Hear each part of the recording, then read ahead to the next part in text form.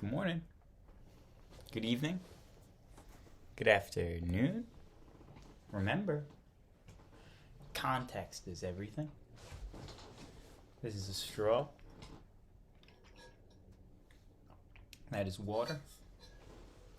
My name is John Michael Monroy here at Context is Everything Media Network, and I'm coming here live with episode 35 of The Ambient Classroom, where I read a textbook. In this case, I'm reading a 2001 world history textbook to develop my context, because as I state in the Media Network's title, Context is Everything, context is everything. So I'm developing my historical context by reading this cover to cover to you, the listener. I don't do a lot of reading outside of this, so I'm not telling you I'm a great reader, but hopefully by the end of this, I can be better. So we just finished chapter 6 on Rome. Is it worth reading all those sticky notes again? Yeah, why not? I'm going to read all the sticky notes from the Roman chapter right now. So, section 1. Intro to Roman Culture and Civilization. Romans drive out the Etruscan rulers in 509 BC. Republic is the type of government at first in Rome, with senators who were senators for life, and there were 300 of them. There were 2 elected consuls who served 1 term every year, I believe, and the consuls would work as like commanders of armies and for sorts of, that's something actually I have to check. What does a consul do? Sorry, got to plug in a charger here because it's gonna, what just happened here? Consuls. Let me just give you a consul definition here. Consuls. Each year, the senators elected from patrician class 2 consuls. Their job was to supervise the business of government and command the armies. Okay. And it was every year, so I was correct. My memory did not fail me. But this sticky note doesn't have a lot of information on it. Dictators were leaders that were given absolute power, and only in wartime. Their max term would be 60 days, and this is at the beginning of the Roman Republic, so the empire, obviously things changed.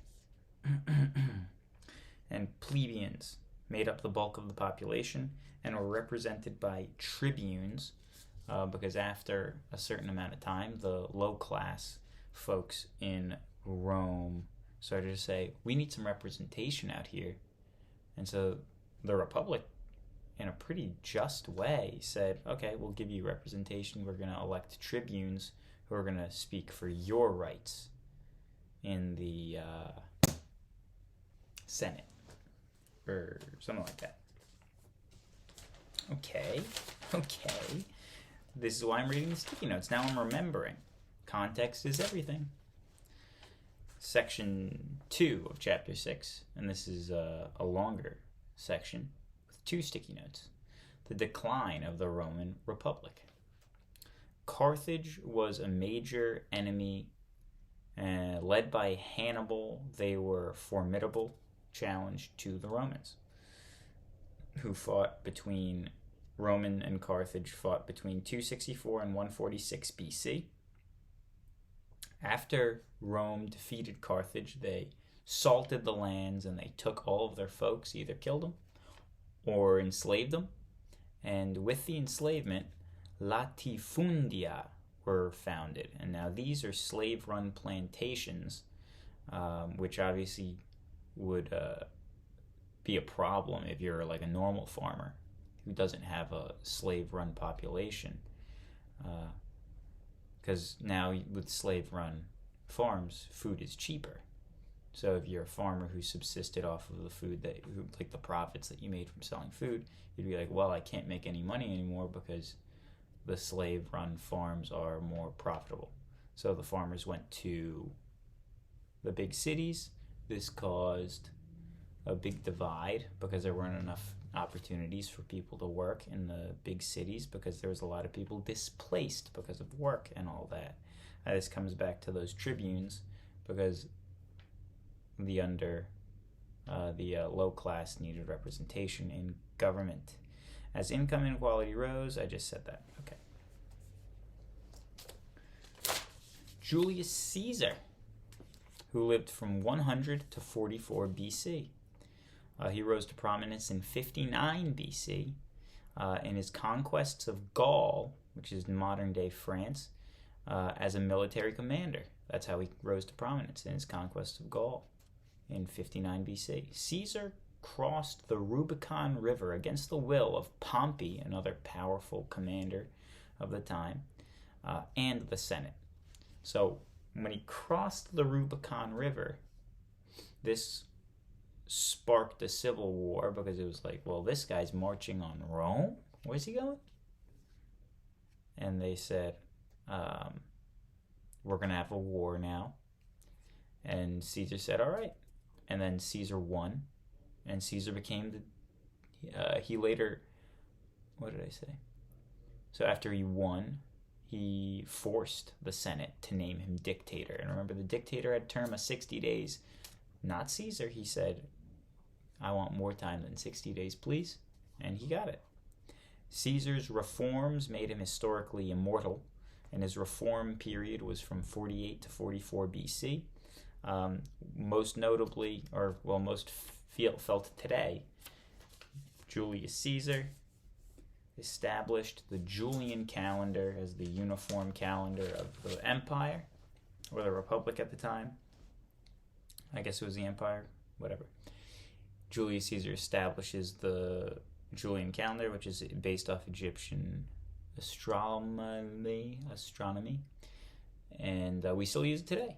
We still use the same calendar over 2,000 years later. How about that? Wow, 3 sticky notes in one section. Holy mackerel. The Pax Romana is a time of Roman peace, 200-year period of Roman peace, with Augustus, who immediately followed Julius Caesar, who was murdered in the Senate floor with pen knives or something by his confidants, who he thought were his confidants, murdered him because they were like, he's getting too powerful. There was a power struggle after that. Augustus Caesar became the next ruler. He ruled from 31 BC to 14 AD. That's a good run. That's a good run. And the 500-year Roman Republic ended with Augustus. So now it's the empire.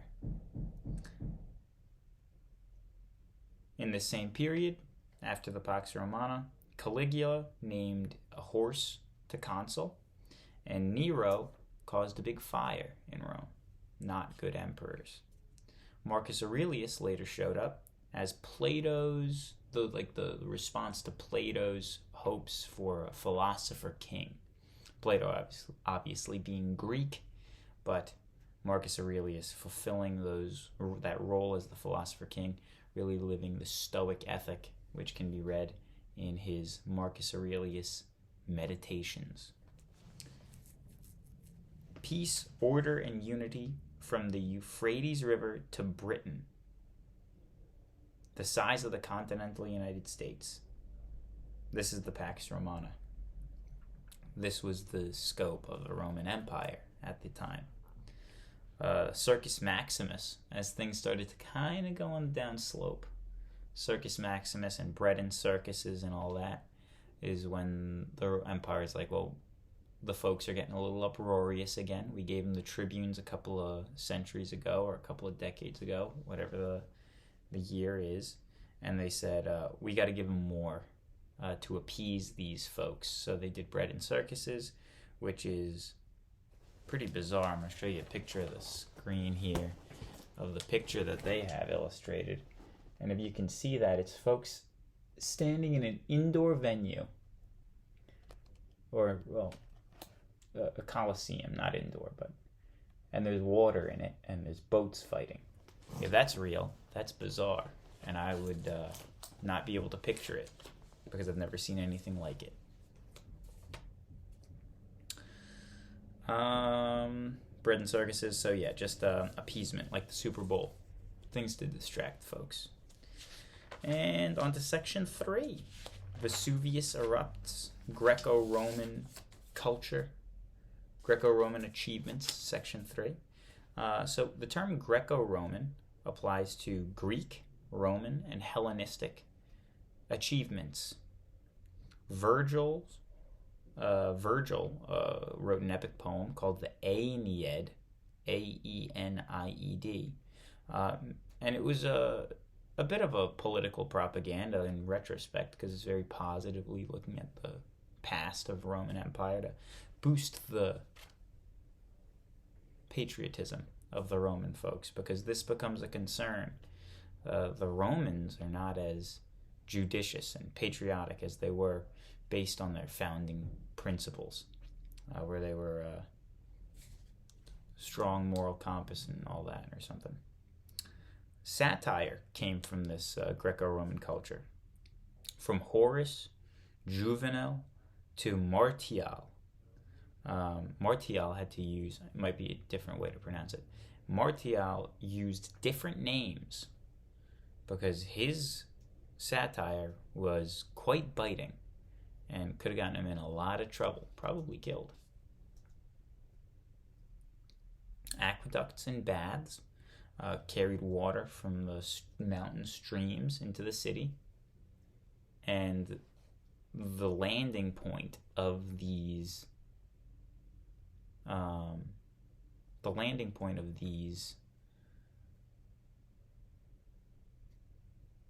aqueducts became center of the city. So like people would go there to chit chat, and kind of a cultural hub, the baths and all that. Ptolemy, Ptolemy. He had the 1500-year trusted science of the Earth is the center of the universe. Good for him. And lastly, Roman justice required evidence clearer than daylight. Clearer than daylight. That's what it says here. So that's Greco-Roman civilization in a sticky note. The rise of Christianity. Oddly, episode 33, not intentional. And if you see the significance of that, good for you. If you don't, well, I can't read, so don't worry about it.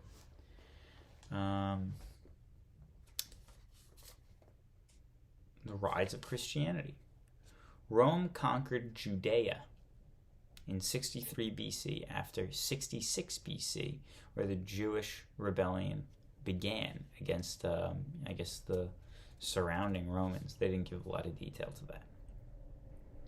According to Jewish tradition, a Messiah would appear and lead them to freedom. Jesus was born in 4 BC. Jesus taught in parables and performed public miracles. Not one of the 12 disciples, but a very significant individual in the rise of Christianity, Paul, who was immediately after Jesus' death, he was around there. He would travel all around the Roman Empire with the help of the Roman infrastructure and the Roman openness to the Christian teachings. It's hailing outside. Paul would establish churches and teach throughout the Roman Empire. So, very important figure in the rise of Christianity as well. Roman support, as well as the infrastructure, Nero. From Nero's reign to 313 AD, Christians were persecuted in Rome, in the Roman Empire, though. So this is after Paul. But by 390 AD, Theodosius made Christianity the religion of Rome. I can talk more about this subject, but I won't. The long decline. This is a 2 sticky note section. Rome, chapter 6, section 5, the long decline. Roman integrity began to fall ahead of the fall of the empire. Marcellinus, a Roman historian, said, Centers of learning are now filled with ridiculous amusements, and the libraries are closed forever, like many graves. The powerful fall away to vice and error, and the poor drink and gamble. The Hun invasion of Germanic lands by 350 AD forced Visigoths, Ostrogoths, and other Germanic peoples into Roman territory. This is going to be a problem. In 378 AD, Visigoths defeated Rome at Adrianople. So that was a big tide turning. Like, wait a minute, Rome lost? Rome lost something? Rome is the empire. They're the world power, and they lost a battle to the Visigoths? Who are these Visigoths, these Germanic folk? In 410 AD, the Visigoths overran Italy and plundered Rome. Starting in 434 AD, Attila the Hun began his conquests, more Hun influence, which sent even more Germanic people fleeing into Roman territory. Finally, in 476 AD, Odoacer, another Germanic folk, ousted the emperor of Rome. Odoacer, I'm mispronouncing it, I'm sure of it. Was a guy who ousted the emperor. He was a guy. I'm not sure what his role was after he ousted the emperor of Rome, but he was the guy, apparently. Next, Rome fell due to a corrosion of patriotic feelings, unvirtuous leaders, civil wars, political corruption, and hedonism from the powerful class. So, an exit, a separation from the original ethics of honor and a strong course of duty, like duty being very important. Duty meaning work, and the work you should do, which Rome was founded upon. They stopped doing that. And then they fell. And yeah, that is Rome in a couple of sticky notes. Next chapter, Civilizations of the Americas. Interesting. So we're going across the pond here. And just as a quick snapshot, civilizations of Middle America, the world of the Incas, people of North America, trade routes. We're going to start in 1400 BC, so we're turning back the clock, going over the pond. 1400 BC, we're starting. The Olmecs established the first American civilization. Remains of their culture include giant heads carved in stone. Interesting. And we're going to go all the way to 1400 AD, where the Aztec Empire expands across Mexico from the Gulf of Mexico to the Pacific Ocean. I think we might be able to take some of this information into question, because I think we've had some discoveries in the past 22 years that have kind of expanded our knowledge of the history of North America, and South America and Central America.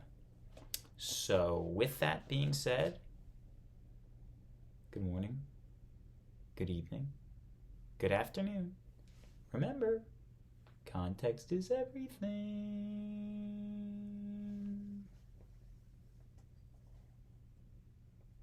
Bye-bye.